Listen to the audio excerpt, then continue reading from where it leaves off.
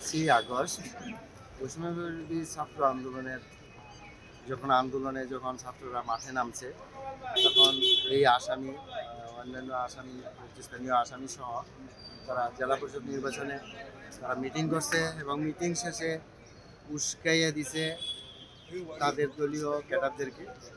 এবং এই গ্রিন ব্রিজের নিচে শেখাটগামী রাস্তায় পঙ্কজ জর নামে 23 বছর বয়সী এক যুবককে নৃশংসভাবে হত্যা করে এবং আগ্নেয়াস্ত্র ব্যবহার করে তাকে এমনভাবে আহত করে যাতে তার নারী বুড়ি একেবারে বের হয়ে এবং ঘটনাস্থলেই মারা যায়।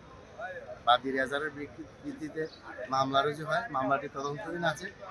তদন্তে প্রাপ্ত সাক্ষ্য প্রমাণে তার বিরুদ্ধে যথেষ্ট অভিযোগ প্রতীয়মান হচ্ছে। তাই আইও এই মামলায় শুনানি দেখার জন্য আবেদন করছেন। আজকে এই মামলায় বিজ্ঞ আদালত শুনানি অন্তে তাকে গ্রেপ্তার দেখেছেন। দেখা যায় অতিরিক্ত চিফ মেট্রোপলিটন ম্যাজিস্ট্রেট আদালতে হচ্ছে গিয়ে কোতোয়ালি জিআর 388 মামলায়, যেটা হচ্ছে গিয়ে একটা মার্ডার মামলা।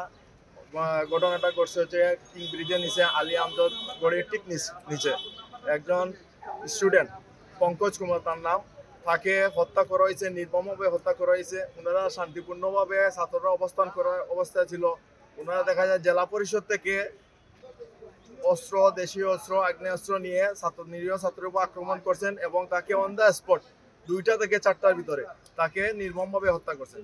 উনাকে অত্র মামলায় 7 নম্বর আসামি করা হয়েছে এবং কি উনার উপরে সুনির্দিষ্টভাবে অভিযোগ আছে যে উনি উস্কানি দিচ্ছেন এই, যার কারণে আজকে উনাকে মাননীয় আদালতে গ্রেফতার দেখানোর পিটিশন দিলে উনাকে গ্রেফতার দেখানো হয়। আসুন আমরা অটিজম সম্পর্কে জানি, না বুঝেই ওদেরকে বোঝা না মনে করি। প্লাস আসামি পক্ষে গ্রেফতার দেখানোর পরে উনারও একটা জামিনের দরখাস্ত দিচ্ছেন, তো সেই জামিনের দরখাস্ত শুনানি অন্তে নামঞ্জুর করা হয়েছে। তাছাড়া গোয়েনঘাটের আরো 2টা মামলায় ওনাকে গ্রেফতার দেখানো হয়েছে। এর মধ্যে একটা মামলা ছিল ট্রিপল মার্ডার, ওইটাতে অন্য কোর্টে গ্রেফতার দেখানো হয়েছে। রিমান্ডের এখনো পিটিশন দেওয়া হয় নাই, যেহেতু আজকে গ্রেফতার দেখানো হয়েছে। পরবর্তী সময়ে রিমান্ডের পিটিশন আসবে ইনশাআল্লাহ।